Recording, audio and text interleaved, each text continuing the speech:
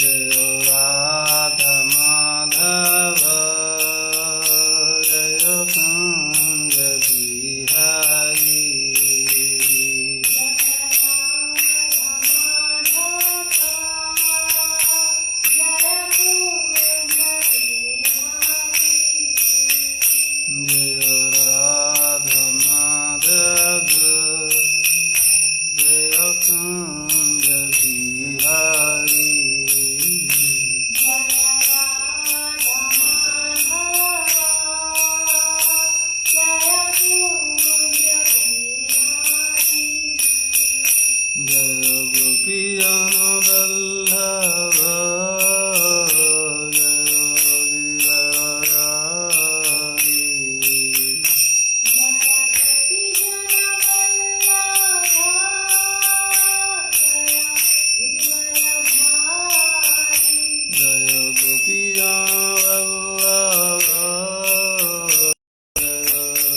Hare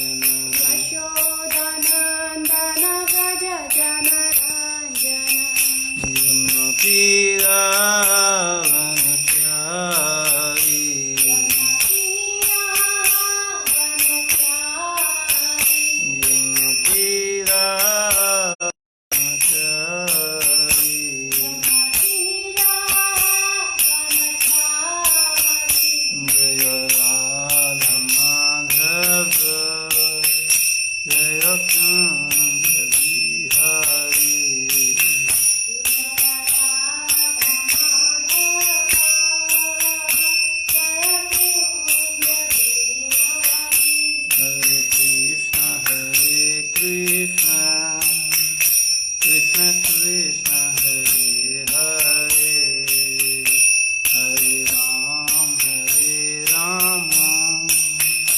Ram Ram Hare Hare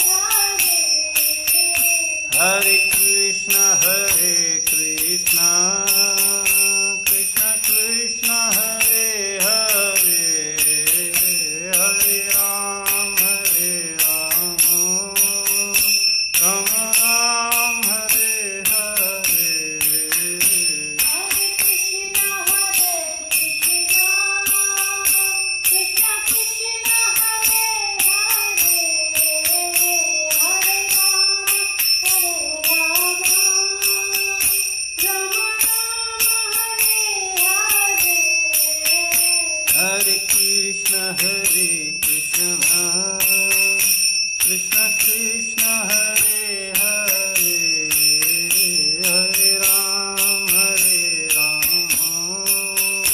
Ram Ram Hare Hare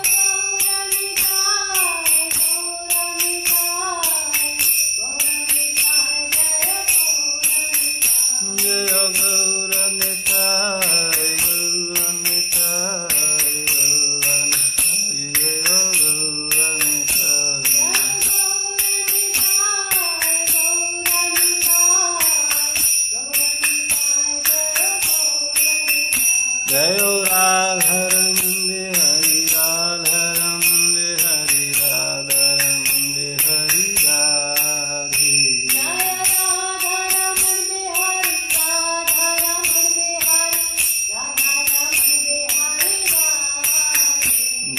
राधरमुंदे Hari राधरमुंदे Hari राधरमुंदे Hari Radhe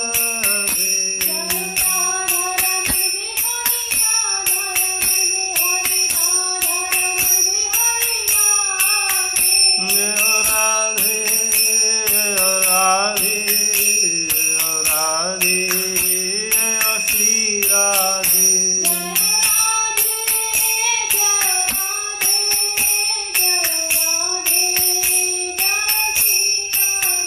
जय जय प्रभुपाद प्रभुपाद प्रभुपाद प्रभुपाद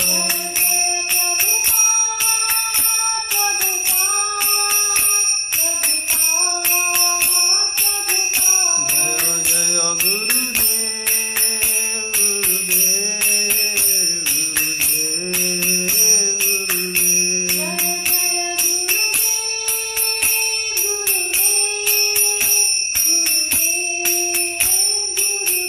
नित्य और हरि बोल हरि बोल हरि बोल हरि बोल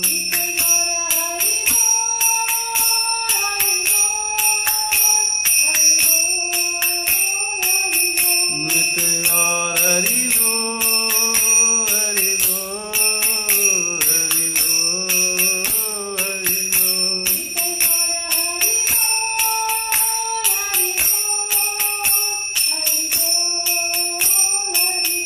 नित्य और हरि बोल हरि बोल हरि बोल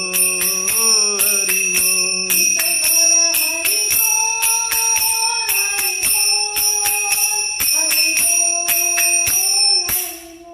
नमो विष्णुपाद परमहंस प्रवेजिकाचार्य श्री भक्ति वेदांत स्वामी शील प्रभुपाद की समस्त वैष्णवाचार्य वृंद की श्री श्री गौर निताय की श्री श्री राधा रमन बिहारी भगवान की उपस्थित समस्त भक्त वृंद की गुरु और गौरांग शील प्रभुपाद की ओम नमो भगवते वासुदेवाय ओम नमो भगवते वासुदेवाय ओम नमो भगवते वासुदेवाय ओम नमो भगवते वासुदेवाय ओम नमो भगवते वासुदेवाय ओम नमो भगवते वासुदेवाय।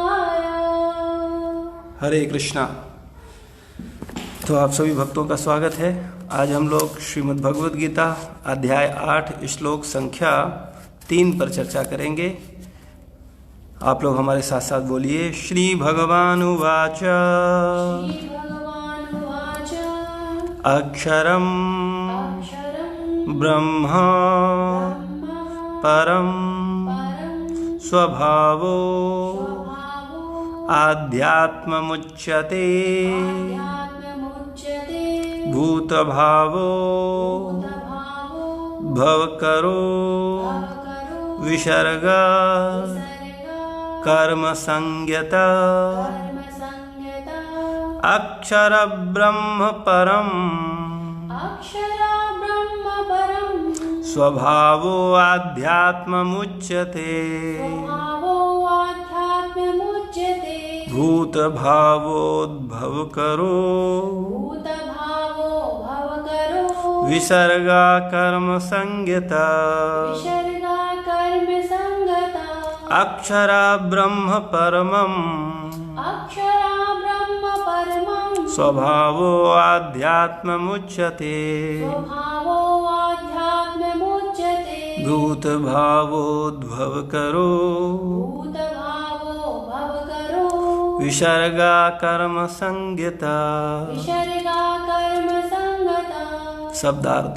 श्री भगवान वाचा, भगवान ने कहा, अक्षरम अविनाशी, ब्रह्म ब्रह्म परम दिव्य स्वभावः सनातन प्रकृति आध्यात्मम आत्मा उच्यते कहलाता है।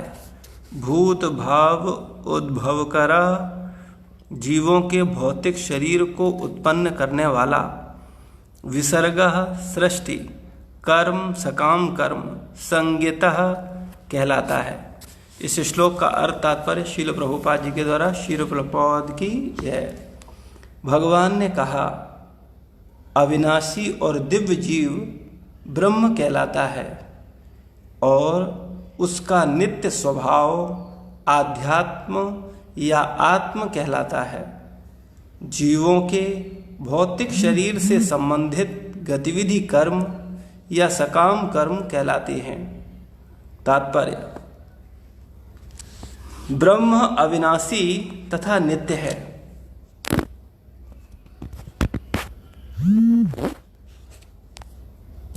ब्रह्म अविनाशी तथा नित्य है और इसका विधान कभी भी नहीं बदलता, किंतु ब्रह्म से भी परे परब्रह्म होता है।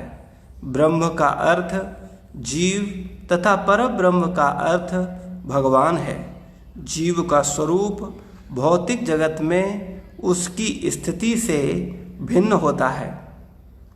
भौतिक चेतना में उसका स्वभाव पदार्थ पर प्रभुत्व जताना है, किंतु आध्यात्मिक चेतना या कृष्ण भावनामृत में उसकी स्थिति परमेश्वर की सेवा करना है। जब जीव भौतिक चेतना में होता है तो उसे इस संसार में विभिन्न प्रकार के शरीर धारण करने पड़ते हैं। यह भौतिक चेतना के कारण कर्म अथवा विविध सृष्टि कहलाता है। वैदिक साहित्य में जीव को जीवात्म तथा ब्रह्म कहा जाता है, किंतु उसे कभी परब्रह्म नहीं कहा जाता। जीवात्मा विभिन्न स्थितियां ग्रहण करता है। कभी वह अंधकारपूर्ण भौतिक प्रकृति से मिल जाता है और पदार्थ को अपना स्वरूप मान बैठता है, तो कभी वह परा आध्यात्मिक प्रकृति के साथ मिल जाता है। इसलिए वह परमेश्वर की तटस्थता शक्ति कहलाता है। भौतिक या आध्यात्मिक प्रकृति के साथ अपनी पहचान के अनुसार ही उसे भौतिक या आध्यात्मिक शरीर प्राप्त होता है। भौतिक प्रकृति में वह 84 लाख योनियों में से कोई भी शरीर धारण कर सकता है, किंतु आध्यात्मिक प्रकृति में उसका एक ही शरीर होता है। भौतिक प्रकृति में वह अपने कर्म के अनुसार कभी मनुष्य के रूप में प्रकट होता है तो कभी देवता, पशु, पक्षी आदि के रूप में प्रकट होता है। स्वर्गलोक की प्राप्ति तथा वहाँ का सुख भोगने की इच्छा से वह कभी कभी यज्ञ संपन्न करता है, किंतु जब उसका पुण्य क्षीण हो जाता है तो वह पुनः मनुष्य रूप में पृथ्वी पर वापस आ जाता है। यह प्रक्रिया कर्म कहलाती है। छांदोग्य उपनिषद में वैदिक यज्ञ अनुष्ठानों का वर्णन मिलता है। यज्ञ की वेदी में 5 अग्नियों को 5 प्रकार की आहुतियाँ दी जाती हैं। ये 5 अग्नियाँ स्वर्गलोक, बादल, पृथ्वी, मनुष्य तथा स्त्री रूप मानी जाती हैं और श्रद्धा, सोम, वर्षा, अन्न तथा वीर्य ये 5 प्रकार की आहुतियाँ हैं। यज्ञ प्रक्रिया में जीव अभीष्ट स्वर्गलोक की प्राप्ति के लिए विशेष यज्ञ करता है और उन्हें प्राप्त करता है। जब यज्ञ का पुण्य क्षीण हो जाता है तो जीव पृथ्वी पर वर्षा के रूप में उतरता है और अन्न का रूप धारण करता है, अन्न का रूप ग्रहण करता है और इस अन्न को मनुष्य खाता है, जिससे वह वीर में परिणित होता है, जो स्त्री के गर्भ में जाकर फिर से मनुष्य का रूप धारण करता है। यह मनुष्य पुनः यज्ञ करता है और पुनः वही चक्र चलता है। इस प्रकार जीव शाश्वत रीत से आता और जाता रहता है, किंतु कृष्ण भावना भावित पुरुष ऐसे यज्ञों से दूर रहता है। वह सीधे कृष्ण भावनामृत ग्रहण करता है और इस प्रकार ईश्वर के पास वापस जाने की तैयारी करता है। भगवद गीता के निर्विशेषवादी भाष्यकार बिना कारण के कल्पना करते हैं कि इस जगत में ब्रह्म जीव का रूप धारण करता है और इसके समर्थन में गीता के 15वें अध्याय के 7वें श्लोक का उद्धरण करते हैं, किंतु इस श्लोक में भगवान जीव को मेरा शाश्वत अंश भी कहते हैं। भगवान का यह अंश जीव भले ही भौतिक जगत में आ गिरता है, किंतु परमेश्वर अच्युत कभी नीचे नहीं गिरता। अतः यह विचार कि ब्रह्म जीव का रूप धारण करता है ग्राह्य नहीं है। यह स्मरण रखना होगा कि वैदिक साहित्य में ब्रह्म जीवात्मा को और परब्रह्म परमेश्वर से पृथक माना जाता है। ओम अज्ञानतिमिरान्धस्य ज्ञानाञ्जनशलाकया चक्षुरुन्मीलितं येन तस्मै श्रीगुरुवे नमः। श्रीचैतन्यमनोभीष्टं स्थापितं येन भूतले स्वयं रूपा कदा मह्यं ददाति स्वपदान्तिकं। वन्देऽहं श्रीगुरु श्रीयुतपदकमलं श्रीगुरुन् वैष्णवांश्च। श्रीरूपं साग्रजातं सहगणरघुनाथान्वितं तं सजीवं सावद्वैतं सावधूतं परिजनसहितं कृष्णचैतन्यदेवं श्रीराधाकृष्णपादान् सहगणललिता श्रीविशाखान्वितांश्च। हे कृष्णकरुणा सिन्धु दीनबन्धु जगत्पते गोपेश गोपिका कांत राधा कांत नमोस्तुते। तप्त कांचनी गौरांगी राधे वृंदावनेश्वरी वृषभानुसुते देवी प्रणमामि हरिप्रिये।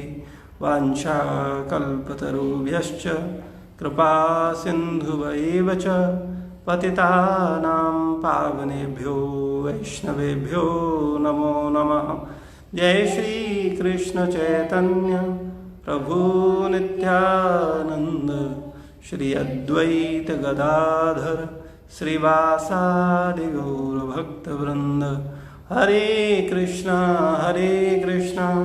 कृष्णा कृष्णा हरे हरे, हरे राम राम राम हरे हरे।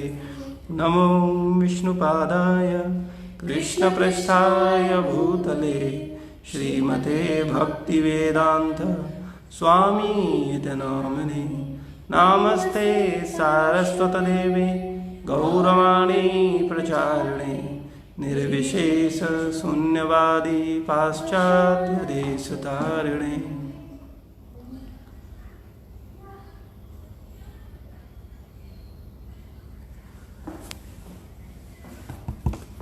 हरे कृष्णा। तात्पर्य। तो भगवान इस श्लोक में बोल रहे हैं कि भगवान ने कहा कि अविनाशी तथा जीव ब्रह्म कहलाता है और उसका नित्य स्वभाव आध्यात्म या आत्म कहलाता है। जीवों के भौतिक शरीर से संबंधित गतिविधि कर्म या सकाम कर्म कहलाती है। तो भगवान यहाँ हम लोगों को बता रहे हैं कि वास्तव में हम लोग जो कि जीव हैं, जीवात्मा बोला जाता है, हम लोग ब्रह्म हैं, हमको ब्रह्म बोला जाता है। ये वास्तव में हम ब्रह्म हैं, हम आत्मा हैं। इसीलिए अहम ब्रह्मास्मि, मैं ब्रह्म हूँ। लेकिन कभी भी अहम परब्रह्मास्मि नहीं बोला गया, मैं परब्रह्म नहीं हूँ। संसार में बहुत सारे मायावादी दार्शनिक ये सिद्धांत देते हैं कि आत्मा ही परमात्मा है, लेकिन वास्तविकता में आत्मा परमात्मा नहीं है, आत्मा परमात्मा का अंश है। तो इसलिए हम लोगों को इस सिद्धांत को बहुत स्पष्ट रूप से समझना चाहिए। और भगवान हमारे इस संशय का समाधान इस श्लोक में कर रहे हैं। भगवान बोल रहे हैं कि अविनाशी और दिव्य जीव, जो जीव है वो भौतिक शरीर से संबंधित जो गतिविधियां करते हैं, जो कार्यकलाप करते हैं,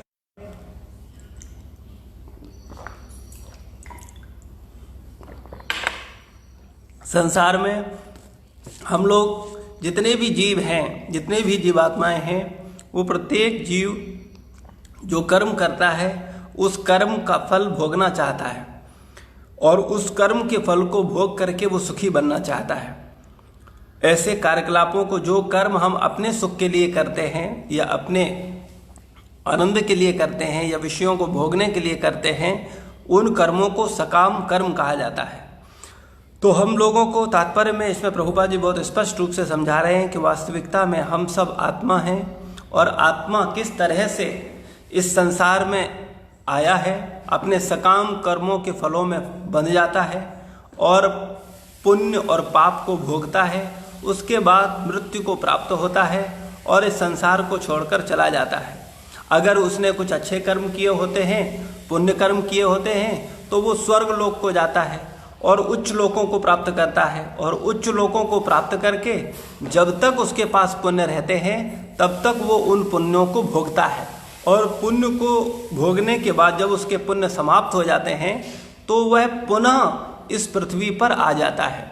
और कैसे आता है, तो इस तात्पर्य में प्रभुपाद जी बता रहे हैं कि व्यक्ति जो जीवात्मा है वो बाल के अग्रभाग के 10,000वें हिस्से के बराबर है। बाल के आत्मा का आकार बताया गया बाल के अग्रभाग का 10,000वां हिस्सा। तो इतना सूक्ष्म जीवात्मा स्वर्ग लोक से या उच्च लोकों से जब गिरता है तो बारिश के रूप में गिरता है। जब बारिश होती है तो उसके साथ जीवात्मा भी आता है और वो जीवात्मा पुनः पृथ्वी पर जब गिरता है तो वो फल अनाज के रूप में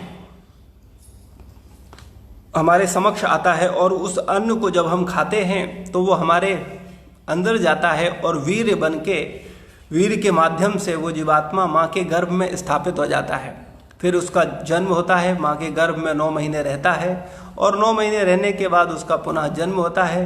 जन्म होने के बाद फिर बड़ा होता है, विवाह करता है, फिर अपने जैसा कुछ उत्पन्न करता है, कुछ समय रहता है, क्षीण होता है, वृद्ध होता है, बीमार होता है और मृत्यु को प्राप्त होता है। तो इस तरीके से ये क्रम निरंतर चलता रहता है। हम लोग अनंत जन्मों से इस चक्कर में फंसे हुए हैं, बार बार जन्म ले रहे हैं, बार बार मृत्यु हो रही है, बार बार बूढ़े हो रहे हैं, बार बार बीमार हो रहे हैं, बार बार उच्च लोकों में जा रहे हैं, बार बार इस मृत्यु लोक पर वापस आ रहे हैं, बार बार निम्न लोकों में जा रहे हैं, नरक लोकों में जा रहे हैं और ये क्रम निरंतर चल रहा है। और इस क्रम को तोड़ने का तरीका या इस क्रम का कारण एकमात्र सकाम कर्म है। सकाम कर्म का मतलब है अपने कर्म के फलों को भोगना। हम संसार में जो कुछ भी करते हैं उसको हम स्वयं भोगना चाहते हैं, हम संसार पर अपना प्रभुत्व जताना चाहते हैं। श्रील प्रभुपाद जी तात्पर्य में समझाते हैं कि 2 प्रकार की मानसिकता है, एक आध्यात्मवादी मानसिकता और एक भौतिकवादी मानसिकता। भौतिकवादी मानसिकता में जीव संसार पर प्रभुत्व जताना चाहता है, वो संसार की संपत्ति पर, संसार के व्यक्तियों पर, संसार पर अपना मालिकाना हक जताना चाहता है कि ये मेरे हैं, ये मेरा है। और आध्यात्मिक स्थिति में वो भगवान तथा भगवान के दास के रूप में अपनी स्वाभाविक स्थिति को जानकर भगवान की सेवा करता है। तो ये दोनों मानसिकताएं हैं, लेकिन हम अगर ध्यान से देखेंगे तो हमारी मानसिकता अभी भक्त मानसिकता नहीं है। हम कहीं न कहीं संसार पर ही प्रभुत्व जताना चाहते हैं। लेकिन अगर हम गंभीरता पूर्वक विचार करें, गंभीरता पूर्वक हरे कृष्ण महामंत्र का अपराध रहित जाप करें, ध्यान पूर्वक अगर स्वाध्याय और साधना करें तो हम निश्चित रूप से समझ सकते हैं कि अनंत जन्मों से जो चक्र चल रहा है इसको अब तोड़ना चाहिए और हमें इस भव बंधन से निकल करके भगवत धाम वापस जाना चाहिए। क्योंकि ये जन्म मृत्यु का चक्र बड़ा दुखदाई है, बड़ा कष्टमय है। लेकिन चूंकि संसार के विषय सुख हमको अच्छे लग रहे हैं और जो वास्तविक सत्य है उस पर हमारा अधिक मनन नहीं है, इसलिए हम लोग इस संसार के चक्र में, संसार के दुखों में ही फंसे हुए हैं। क्योंकि हम आत्मा हैं, हम तटस्था शक्ति हैं। जीवात्मा भगवान की तटस्था शक्ति है। भगवान की 3 प्रमुख शक्तियां हैं, अंतरंगा शक्ति, बहिरंगा शक्ति और जीव तटस्था शक्ति। बहिरंगा शक्ति में ये बाहरी जगत है, दुर्गा देवी जिसका प्रतिनिधित्व करती हैं। अंतरंगा शक्ति में राधा रानी हैं जो भगवान की आध्यात्मिक शक्ति हैं और तटस्था शक्ति में हम सब जीव हैं। जितने भी जीवात्माएं हैं वो सब तटस्था शक्ति में हैं। तो तटस्था शक्ति, जैसा कि उसके नाम से ही पता चल रहा है, तटस्था का मतलब तट, जैसे समुद्र का किनारा। समुद्र के किनारे तट को एक तरफ जल होता है, समुद्र होता है और दूसरी तरफ पृथ्वी होती है, तो उसे तट बोलते हैं। तो ऐसे ही ये तटस्था शक्ति इस अंतरंगा शक्ति और बहिरंगा शक्ति के बीच में है। यानी हमारे पास हमेशा चॉइस है कि हम अंतरंगा शक्ति में जाएं या बहिरंगा शक्ति में जाएं। बहिरंगा शक्ति का मतलब है बाहरी चकाचौंध, सांसारिक विषय वासना, सांसारिक संबंध, सांसारिक विषय। और अंतरंगा शक्ति का मतलब है भगवान, भगवान के भक्त, भगवान का भक्ति, भगवान से प्रेम। तो चूंकि जीव तटस्था शक्ति है और जीव के पास भगवान ने स्वतंत्रता दी है, फ्री विल दिया है, क्योंकि भगवान हमसे प्रेम करते हैं, इसलिए वो जीव को स्वतंत्रता देते हैं और वो चाहते हैं कि जीव स्वयं उनसे प्रेम करता हुआ उनके पास आए, न कि भगवान बाध्य कर दें उसको कि वो तब वो मजबूरी बस आए। ऐसा नहीं है। भगवान पूरी सुविधाएं देते हैं, जीव की इच्छा पूर्ति करने के लिए बड़ी मदद करते हैं। लेकिन चूंकि जीव का नित्य संबंध भगवान के साथ है, इसलिए वो संसार की किसी भी वस्तु से संतुष्ट नहीं हो सकता, संसार की किसी परिस्थिति से वो सुखी नहीं हो सकता। वो वास्तविकता में जब तक भगवान की शरण ग्रहण नहीं करेगा, जब तक वो भगवान की सेवा नहीं करेगा, जब तक उसको शांति और आनंद की प्राप्ति नहीं होगी। इसलिए चूंकि हम लोग जीवात्मा हैं, तटस्था शक्ति हैं और हम भगवान के द्वारा दी हुई स्वतंत्रता का निरंतर दुरुपयोग कर रहे हैं और भगवत भक्ति को छोड़ करके संसार की बहिरंगा शक्ति से प्रभावित होकर बहिरंगा शक्ति की चकाचौंध में हम फंसे हुए हैं और ये अनंत जन्मों से चला आ रहा है। हम सब अपने स्वभाव पर अगर ध्यान दें तो हमको संसार की बाहरी चीज़ें ही बड़ा प्रभावित करती हैं, जबकि वास्तविकता में हमको अंतर्मुखी होना चाहिए। हम अंतर्मुखी होकर के आध्यात्मिक जीवन का रस ले सकते हैं या बहिर्मुखी होकर के बाहरी संसार के दुखों का रस ले सकते हैं। चॉइस हमारी है। जन्म जन्मांतरों से हम सांसारिक दुखों को, सांसारिक दुख रूपी सुख को, जो है तो दुख लेकिन हमको सुख लगता है, उसको हम प्राप्त करने के लिए दिन रात कठोर परिश्रम कर रहे हैं। लेकिन वास्तविकता में हम सबको आध्यात्मिक रस मिले बिना, अंतरंगा शक्ति की शरण ग्रहण किए बिना हम आनंदित नहीं होंगे, हम सुखी नहीं होंगे। तो श्रील प्रभुपाद जी इसके तात्पर्य में हमको बहुत स्पष्ट रूप से हमको समझा रहे हैं। उनके तात्पर्य पे हम लोग स्पष्ट रूप से चर्चा करते हैं कि ब्रह्म अविनाशी तथा नित्य है। हम लोग हमेशा से हैं, हमेशा रहेंगे, इस पर विचार करना चाहिए। हम शरीर नहीं हैं, हम मूर्खतावश, भूलवश अपने आप को शरीर माने बैठे हैं, अपने आप को जाति माने बैठे हैं कि हम ब्राह्मण हैं, हम क्षत्रिय हैं, हम वैश्य हैं, हम शूद्र हैं, हम यवन हैं, हम मलेच्छ हैं। लेकिन वास्तविकता में हम अमेरिकी हैं, हम भारतीय हैं, हम पाकिस्तानी हैं, हम जापानी हैं। वास्तव में ये हमारी सही पहचान नहीं है, ये हमारे शरीर की पहचान है। मेरा शरीर ब्राह्मण हो सकता है, मेरा शरीर शूद्र हो सकता है, मेरा शरीर भारतीय, पाकिस्तानी, अमेरिकी हो सकता है, लेकिन वास्तव में मैं तो भगवान का अंश हूँ। ये शरीर भगवान का अंश नहीं है, ये शरीर माता पिता का अंश है। और चूंकि मैं भगवान का अंश हूँ, मैं आत्मा हूँ, इसलिए मैं हमेशा से हूँ और हमेशा रहूँगा। लेकिन हमारा जो शरीर है ये हमेशा से नहीं है और न हमेशा रहेगा। हम हमेशा से ब्राह्मण नहीं हैं, हम हमेशा से भारतीय नहीं हैं, हमारा जो शरीर है ये हमेशा से नहीं है। इसलिए हमको इस तथ्य को बहुत ईमानदारी से समझना चाहिए और अपने जीवन में परिवर्तन लाना चाहिए। लेकिन चूंकि हम सांसारिक विषय वासनाओं में हम लोग फंसे हुए हैं, इसलिए हम संसार के वातावरण, संसार के लोग, संसार के संबंधियों का जो मूड, जो भावना, जो उनका मूड है, उसी हिसाब से हम भी प्रभावित होकर के उसी भावना में हम चले जाते हैं। तो प्रभुपाद जी बोल रहे हैं कि ब्रह्म अविनाशी तथा नित्य है और उसका विधान कभी भी नहीं बदलता, किंतु ब्रह्म से भी परे परब्रह्म होता है और ब्रह्म से परे परब्रह्म है। परब्रह्म मतलब परमात्मा, भगवान श्री कृष्ण। ब्रह्म का अर्थ जीव तथा परब्रह्म का अर्थ भगवान है। जीव का स्वरूप भौतिक जगत में उसकी स्थिति से भिन्न होता है। जीव का जो स्वरूप है वो भौतिक जगत में उसकी स्थिति से भिन्न होता है। वास्तविकता में हमारा जो स्वरूप है वो वास्तव में हमारा वास्तविक स्वरूप क्या है? जीवे स्वरूप है नितेर कृष्ण दास। हम भगवान के दास हैं, हम भगवान के सेवक हैं। लेकिन इस बात को हमें स्वीकार करने में या इस मूड को स्वीकार करने में या बस कई बार संसार के मूर्ख नेताओं के चक्र में फंस जाते हैं।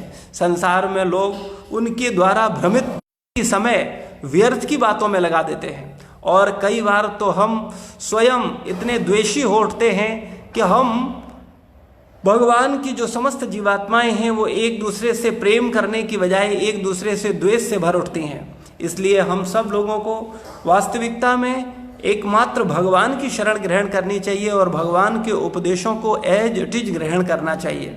भगवान के उपदेश हमको श्रीमद् भगवद गीता से प्राप्त होते हैं। अगर हम भगवद गीता के ज्ञान को वास्तव में गंभीरता से समझ लें तो हमारा जीवन पवित्र हो सकता है, और हम वास्तव में इस संसार की शरण न लेकर के या संसार के किसी तथाकथित नेता की शरण न लेकर के हम वास्तव में भगवान और गुरु और महात्माओं, संत महात्माओं को शरण लेकर के हम अपने मनुष्य जीवन को पवित्र करके सुखी हो सकते हैं।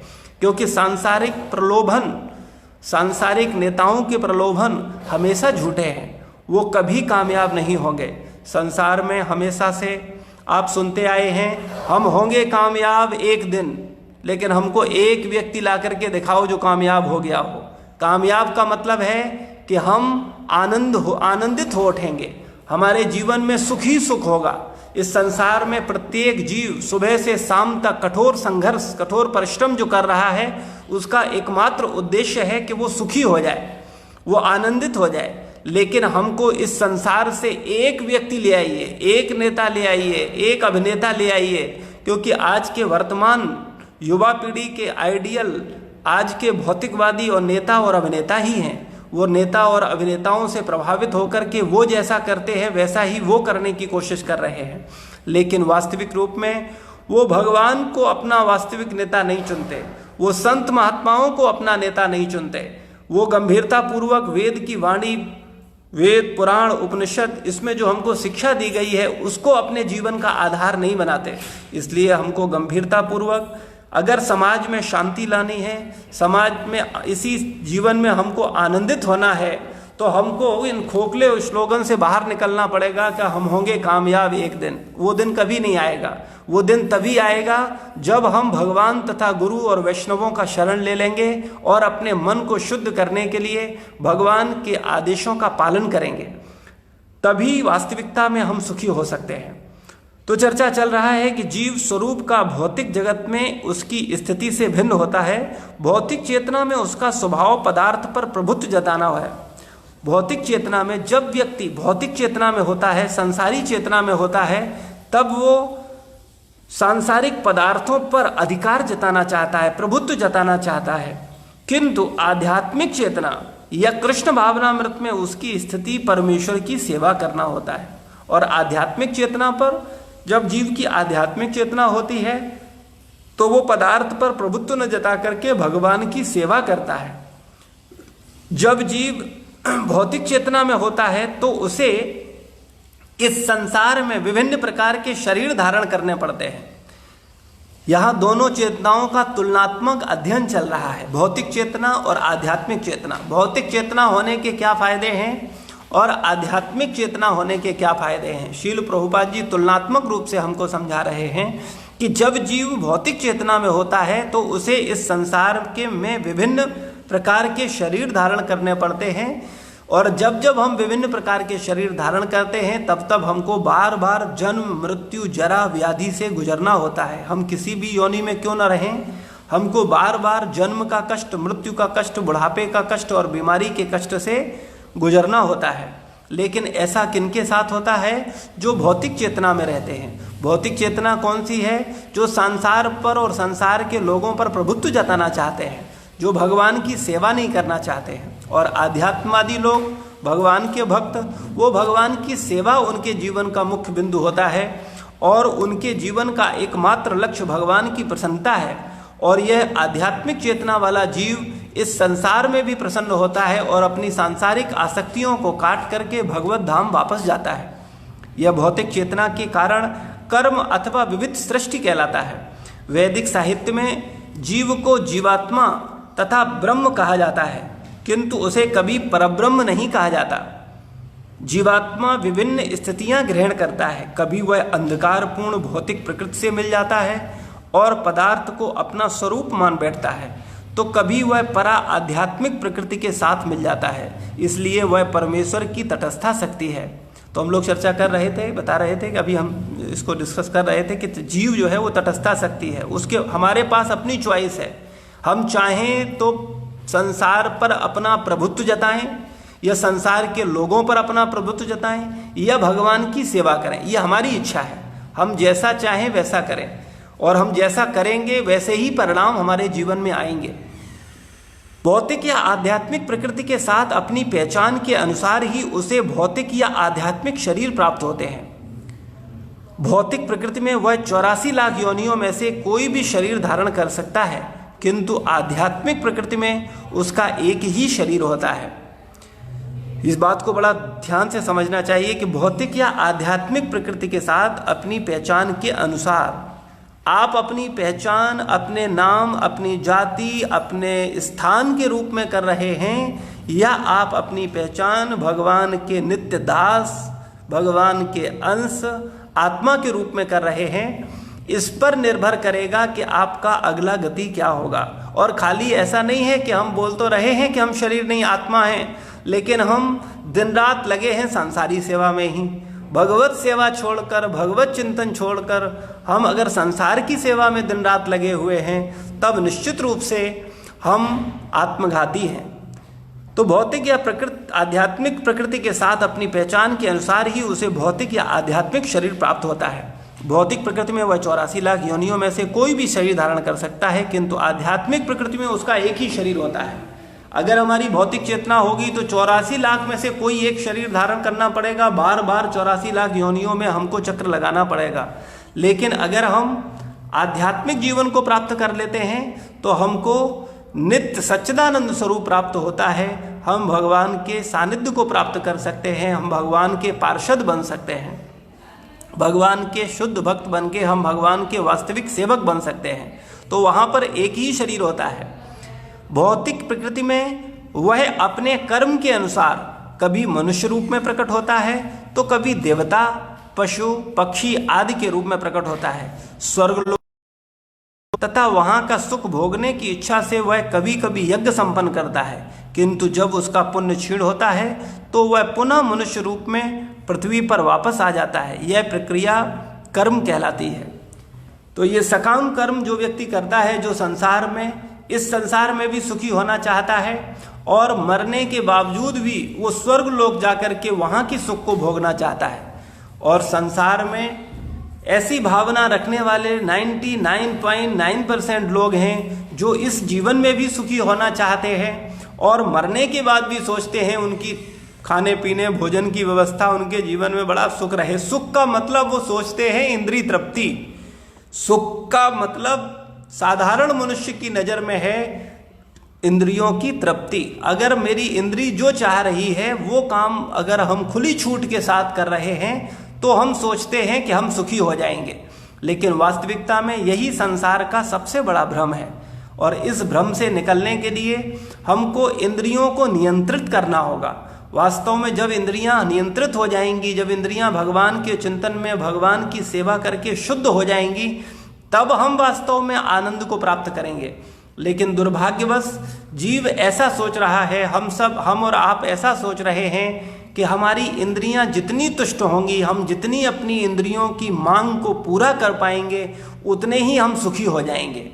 चाहे मेरी जिह्वा इंद्रिय हो, चाहे हमारी जनन इंद्रिय हो, चाहे हमारी आँखों का इंद्रिय आँख है, चाहे कान है, चाहे त्वचा है, हम विभिन्न रूप से अपनी इन इंद्रियों को संतुष्ट करने के लिए दिन रात कठोर परिश्रम कर रहे हैं और इंद्रियों की पूर्ति, इंद्रियों के विषयों की पूर्ति करना चाहते हैं। लेकिन वास्तविकता में सुखी होने का ये वास्तविक साधन नहीं है। वास्तव में सुखी होने के लिए हमको इन इंद्रियों को दिव्य करना होगा। जैसे इन संसारी इंद्रियों से संसारी सुख लिया जा सकता है, इसी प्रकार से आध्यात्मिक इंद्रियों के द्वारा आध्यात्मिक सुख लिया जा सकता है। हालांकि बाह्य दृष्टि से देखने में इंद्रियां वैसी ही दिखती हैं, एक आध्यात्मिक व्यक्ति की और एक भौतिकवादी व्यक्ति की, लेकिन उनकी गहराई में, उनके देखने में, उन इंद्रियों की सेवा में बड़ा अंतर आ जाता है। जैसे उदाहरण स्वरूप एक संसारी व्यक्ति अपनी आंखों का प्रयोग संसार के विषयों को, संसार की प्रकृति को, सांसारिक चीज़ों को देखने में लगाता है।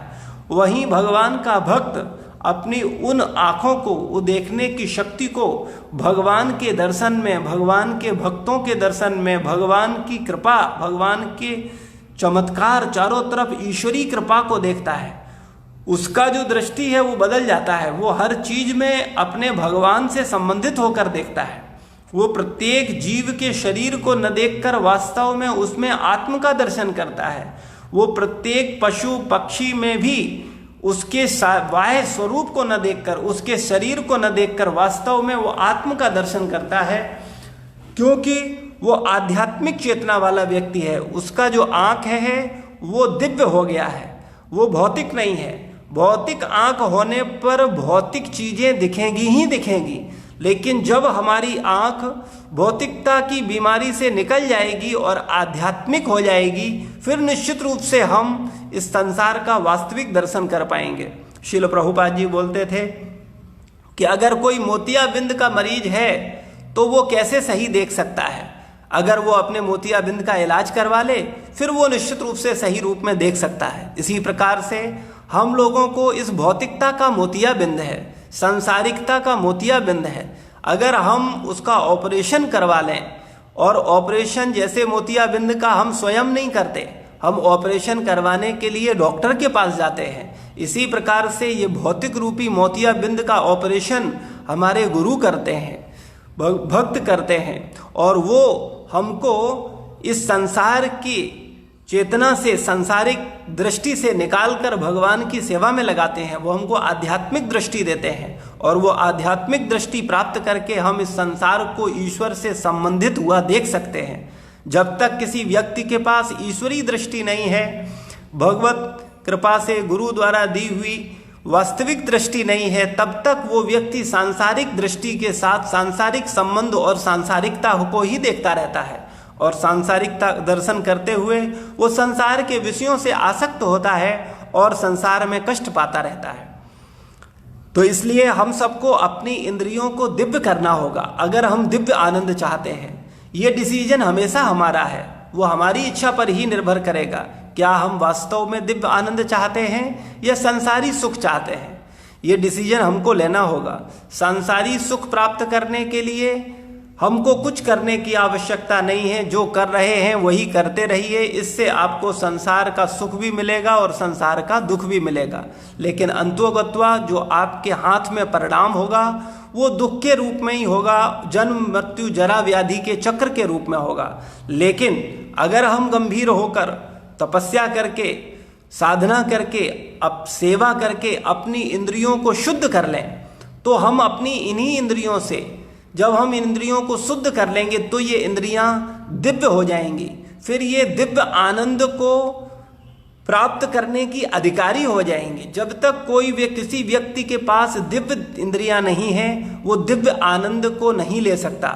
आप देख सकते हैं, अगर संसार के किसी संसारी मानसिकता वाले व्यक्ति को अचानक उठा करके उसको अगर सत्संग में लाया जाए और वो पूर्ण रूप से भौतिकवादी व्यक्ति है, तो उसके ऊपर सत्संग का कोई प्रभाव नहीं पड़ता।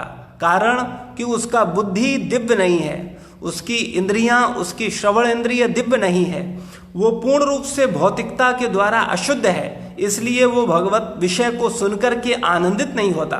लेकिन भगवान के भक्त जब निरंतर भगवान की कथा श्रवण का लाभ लेते रहते हैं, तो उनकी इंद्रियां शुद्ध होने लगती हैं। फिर उनको उस कथा में विशेष रस की अनुभूति होती है, और उसकी रस की अनुभूति का कारण उनकी दिव्य इंद्रियां हैं। तो वो दिव्य इंद्रियां होने पर ही हमको भगवान की कथा में आनंद आता है, भक्तों के संग में हमको आनंद आता है, भक्तों की सेवा में हमको आनंद आता है। वरना संसारी जीव संसार की सेवा करने में तो उसे बड़ा आनंद आता है। वो संसार में पत्नी पति, संसार के बच्चे, संसार का धन, घर, इसकी यहाँ तक कि कुत्ता और बिल्ली पाल करके वो कुत्ते बिल्ली की भी बड़ी मन और बड़े हृदय से सेवा करता है। लेकिन वो भगवान की सेवा नहीं करता, वो भगवान के भक्तों की सेवा नहीं करता, क्योंकि उसकी चेतना पूर्ण रूप से भौतिकवादी है, उसको भौतिकता का मोतियाबिंद है। जब तक उसको वास्तव में गुरु द्वारा उसका उपचार नहीं होगा और उसको आध्यात्मिक दृष्टि नहीं मिलेगी, उसको आध्यात्मिक विचार नहीं मिलेंगे, तब तक वो उसकी चेतना में परिवर्तन नहीं आएगा। तो इसलिए हम सब लोगों को गंभीरतापूर्वक विचार करना चाहिए कि सांसारिक सुख को प्राप्त करने के लिए हमको कठोर संघर्ष नहीं करना चाहिए।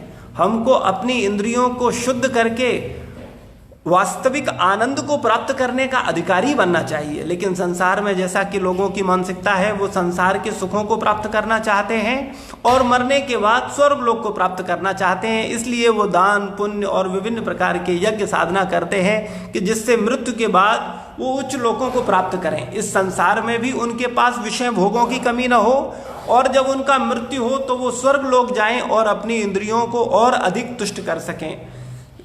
लेकिन यह चर्चा चल रही कि वास्तव में ऐसा व्यक्ति जो सांसारिक सुखों को प्राप्त करना चाहता है वो व्यक्ति मूर्ख है, क्योंकि जैसे इस संसार में आप कितना ही धन अर्जित कर लो, कितने ही सांसारिक विषयों के सुखों को इकट्ठा कर लो, लेकिन उनको भोगने की एक निश्चित अवधि है। या तो वो विषय आपको छोड़ देंगे या आप उनको छोड़ दोगे, और ये दोनों ही स्थितियां हमारे जीवन में आती हैं।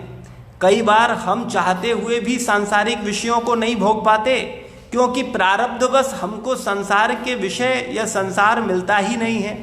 चाहते खूब हैं लेकिन मिलता ही नहीं है। फिर अगर बहुत कठोर संघर्ष करके, बहुत अधिक प्रयास करके अगर हम संसारी वस्तुओं, संसार के विषयों को इकट्ठा कर भी लेते हैं तो जीते जी भोगने की क्षमताएं खत्म हो जाती हैं।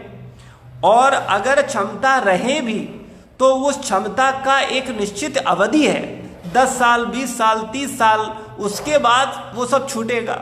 तो कहने का तात्पर्य है इस संसार के जो सुख हैं वो नित्य नहीं है, वो शाश्वत नहीं है। इस पर विचार करके बुद्धिमान व्यक्ति सांसारिक विषयों के पीछे नहीं भागता। वो व्यक्ति वास्तव में नित्य सुख को प्राप्त करना चाहता है। वो चाहता है ऐसा सुख उसको प्राप्त हो जो हमेशा वो सुखी रहे, जन्म जन्मांतरों वो सुखी रहे, केवल इस जन्म में नहीं। लेकिन स्वर्ग के सुख की प्राप्ति की आशा रखने वाला व्यक्ति इस संसार में भी सुखी नहीं रहता, और अगर वो उच्च लोकों को प्राप्त कर भी लेता है, वो स्वर्ग लोक को प्राप्त कर भी लेता है, तो स्वर्ग लोक में केवल तब तक रह सकता है जब तक उसके पास पुण्य कर्म है। जैसे ही उसके पुण्य क्षीण होंगे वो पुनः स्वर्ग से इस पृथ्वी पर गिरा दिया जाएगा, उसको वापस आना होगा। जैसे इस संसार में आपकी जेब में अगर पैसा है तो आप सांसारिक सुखों को भोग सकते हैं, आप 5 स्टार होटल में जा सकते हैं, आपका बड़ा स्वागत होगा, आपको विभिन्न प्रकार की सुविधाएं प्राप्त होंगी। लेकिन जैसे ही आपकी जेब से धन खर्च हो जाएगा, वही 5 स्टार के लोग आपको निकाल करके घर से बाहर, होटल से बाहर फेंक देंगे। तो कहने का तात्पर्य है इस संसार का, इस भौतिक जगत का यही नियम है। जब तक आपके पास भोगने की क्षमता है तब तक, या भोगने के साधन हैं या पुण्य है, तब तक ही आप उनको भोग सकते हैं। उसके बाद आपको उससे निकलना पड़ेगा। इसलिए बुद्धिमान व्यक्ति इस संसार के विषयों में न फंस करके, संसार के चिंतन में न फंस करके, सांसारिक सुखों में न फंस करके वो नित्य सुख की ओर प्रयास करता है और अपने आप को सदा सदा के लिए सुखी कर लेता है। और उसका माध्यम एकमात्र भगवान की, कृष्ण की भक्ति है, भगवान की शरण है, भगवान की सेवा है। तो आगे बोलते हैं, छांदोग्य उपनिषद में वैदिक यज्ञ अनुष्ठानों का वर्णन मिलता है। यज्ञ की वेदी में 5 अग्नियों को 5 प्रकार की आहुतियां दी जाती हैं। ये 5 अग्नियां स्वर्गलोक, बादल, पृथ्वी, मनुष्य तथा स्त्री रूप मानी जाती हैं। और श्रद्धा, सोम, वर्षा, अन्य तथा वीर्य, ये 5 प्रकार की आहुतियां हैं। तो इस प्रकार की जो आहुतियां देकर के स्वर्ग लोक को प्राप्त करना चाहते हैं, उच्च लोकों को प्राप्त करना चाहते हैं, वो वास्तव में वहाँ जाकर के कुछ समय तक रहते हैं और स्वर्ग के सुखों को भोगकर पुनः इस धरती पर भेज दिए जाते हैं, वापस आते हैं। यज्ञ प्रक्रिया में जीव अभीष्ट लोकों की प्राप्ति के लिए विशेष यज्ञ करता है और उन्हें प्राप्त करता है। जब यज्ञ का पुण्य क्षीण हो जाता है तो जीव पृथ्वी पर वर्षा के रूप में उतरता है। अभी ध्यान से समझ लीजिए किस प्रकार से हम लोग आते और जाते हैं। प्रभुपाद जी बता रहे हैं कि जीव पृथ्वी पर वर्षा के रूप में उतरता है और अन्य का रूप ग्रहण करता है और इस अन्न को मनुष्य खाता है, जिससे यह अन्न वीर्य में परिणित होता है और जो स्त्री के गर्भ में जाकर फिर से मनुष्य का रूप धारण करता है, यह मनुष्य पुनः यज्ञ करता है और पुनः वही चक्र चलता रहता है। इस प्रकार से ये चक्र निरंतर चलता रहता है। बार बार वो यज्ञ करता है, बार बार वो उच्च लोकों को प्राप्त करता है और उसके बाद मृत्यु को प्राप्त होता है और पुनः इस चक्र में फंसा रहता है। इस प्रकार जीव शाश्वत रीत से आता जाता रहता है, किंतु कृष्ण ऐसे यज्ञों से दूर रहता है। ये बड़ा बुद्धिमानी वाली बात है कि व्यक्ति को ये समझना चाहिए उसको क्या करना है, क्या नहीं करना है। कई बार लोग आध्यात्मिक विषय को सही रूप में न जान करके सांसारिक पुण्यों को ही करते रहते हैं, क्योंकि उनको लगता है दान पुण्य करके वो अपने आप को सुखी कर सकते हैं, वो संसार के सुखों को प्राप्त कर सकते हैं। हमारा दान, हमारा पुण्य, हमारी सेवाएं एकमात्र भगवान को प्रसन्न करने के लिए होनी चाहिए। उनसे हमको कोई बदले की आशा नहीं रखनी चाहिए। अगर हम कुछ बदले की आशा रख रहे हैं तो निश्चित रूप में हमारी वही स्थिति है कि हम अपने कर्मों के फलों को भोगना चाहते हैं। इसलिए हमको निष्काम भाव से कर्म सेवा करना चाहिए, दान करना चाहिए। और वास्तव में जो हमारी सेवा, जो भी हमारी सेवाएं हैं, वो हमारी एकमात्र भगवान की प्रसन्नता के लिए होना चाहिए, कभी पुण्य प्राप्ति के लिए नहीं होनी चाहिए। हमको अपने सुख के लिए सेवा नहीं करनी चाहिए, हमको भगवान के सुख के लिए सेवा करनी चाहिए। हमको हमारा जीवन का लक्ष्य भगवान की सेवा होना चाहिए। लेकिन अधिकतर मूर्ख लोग इस संसार में सुखी होने के लिए ही दिन रात कठोर परिश्रम करते हैं और यहाँ पर ही यज्ञ, दान और विभिन्न प्रकार के कार्यकलाप करके वो उच्च लोकों को जाना चाहते हैं। लेकिन भगवत धाम जाने के विषय में उन्हें कोई ज्ञान नहीं होता, भगवत भक्ति के विषय में उनको कोई ज्ञान नहीं होता और वो नहीं जानते वास्तव में कि किस तरह से वो इस जीवन में भी सुखी रह हो सकते हैं और मृत्यु के बाद हमेशा हमेशा के लिए वो अपने नित्य घर, शाश्वत भगवान का परम धाम, भगवत धाम वापस जा सकते हैं। तो वह सीधे कृष्ण भावनामृत ग्रहण करता है और इस प्रकार ईश्वर के पास वापस जाने की तैयारी करता है। भगवत गीता के निर्विशेषवादी भाष्यकार बिना कारण के कल्पना करते हैं कि जगत में ब्रह्म जीव का रूप धारण करता है और इसके समर्थन में वे गीता के 15वें अध्याय के 7वें श्लोक का उद्धरण करते हैं। किंतु इस श्लोक में भगवान जीव को मेरा शाश्वत अंश भी कहते हैं। भगवान का यह अंश जीव भले ही भौतिक जगत में आ गिरता है, किंतु परमेश्वर अच्युत कभी नहीं गिरते। कभी भी इस बात को समझना चाहिए, कभी भी आत्मा परमात्मा नहीं हो सकता और न कभी परमात्मा आत्मा बनता है। न तो परमात्मा कभी आत्मा बनता है, न आत्मा परमात्मा बनता है। इसलिए हमको इस बात को बहुत स्पष्ट रूप से समझना चाहिए और न हमको जानना चाहिए कि वास्तव में भगवान कभी गिरते नहीं हैं, जीव गिरता है। जीव स्वभाववश कर्म बंधनों में फंसा हुआ है, उसको सुख दुख के चक्र लगाने होते हैं, लेकिन भगवान इनसे ऊपर है। इसलिए भले ही भौतिक जगत में आ गिरता है, किंतु परमेश्वर अच्युत कभी नीचे नहीं गिरता। अतः यह विचार कि ब्रह्म जीव का रूप धारण करता है ग्राह्य नहीं है। यह स्मरण रखना होगा कि वैदिक साहित्य में ब्रह्म जीवात्मा को परब्रह्म परमेश्वर से पृथक माना जाता है।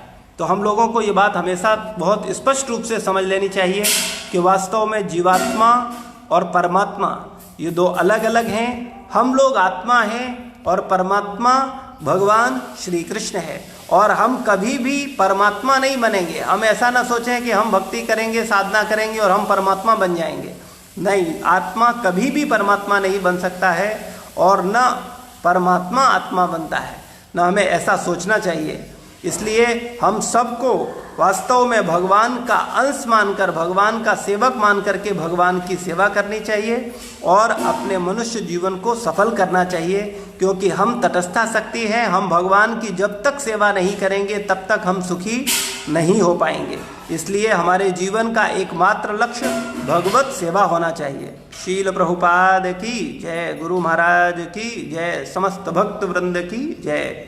किसी का कोई प्रश्न है, कोई जिज्ञासा है तो लिख सकते हैं। आप सबका बहुत बहुत धन्यवाद। शील प्रभुपाद की जय।